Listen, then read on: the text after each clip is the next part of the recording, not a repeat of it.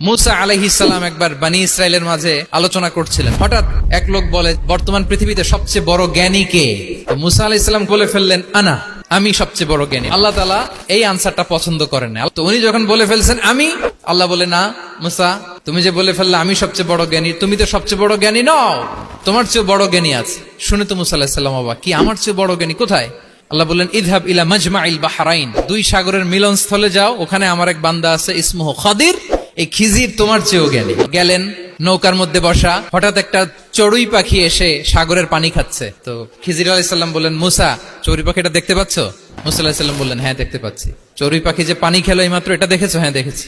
পানি খাওয়ার কারণে চড়ুই পাখির চঞ্চুতে মানে ঠোঁটে যে একটু সাগরের ছিটে ফোটা পানি লেগেছে, দেখেছো? মুসা আলাইহিস সালাম বললেন, হ্যাঁ দেখেছি। তো খিজির আলাইহিস সালাম বললেন, এই যে সাগর থেকে পানি খাওয়ার কারণে চড়ুই পাখির ঠোঁটে সামান্য সাগরের ছিটে ফোটা পানি যতটুকু ঠোঁটে লেগে আছে, এটা হচ্ছে তোমার, আমার আর মহাবিশ্বে আমরা যারা আছি সবার জ্ঞান। আর এই পড়ে থাকা মহাসাগরের পানি হচ্ছে আল্লাহর জ্ঞান।